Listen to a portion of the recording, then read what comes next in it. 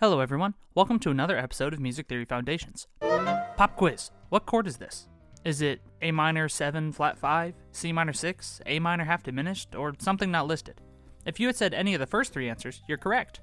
What's that? It doesn't look like C minor 6 to you? Well, what if I put the A natural here instead? That looks better, doesn't it? Don't feel bad, try another one. Well, this is clearly a D minor 7, right? What if I put an F in the bass though? Sure, I could still call it D minor 7 over F, but what's to stop me from calling this an F6?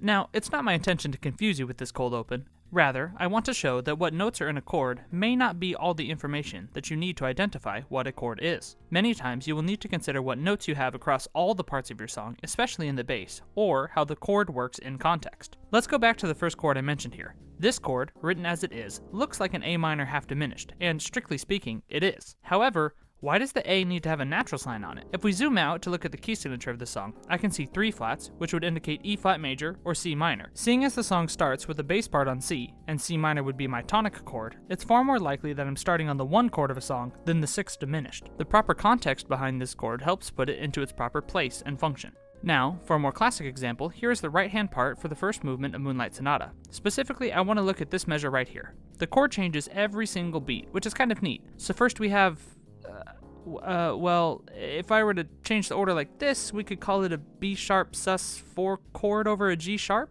The next one is easy. This is C sharp minor over G sharp.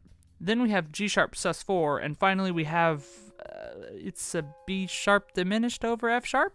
While these are all accurate chord names, I don't think it properly expresses what's happening in these chords. Let's zoom out and include the left hand. Strong G sharp below everything. This lets us see that this measure would more properly be read as G sharp 7 with no 5th, C sharp minor over G sharp sus 4, and finally G sharp 7. The first and last chords are far easier to analyze, justify, and recognize by placing them within the proper context and looking across all of the voices of the song.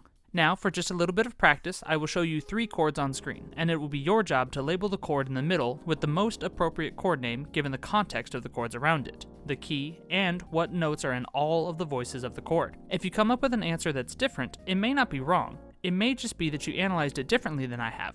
Compare the 2 answers and feel free to make a justification for your answer down in the comments below. Please feel free to pause the video if you would like more time to analyze the chord. There will be a 3-second countdown before the answer is shown. Here is the first practice problem.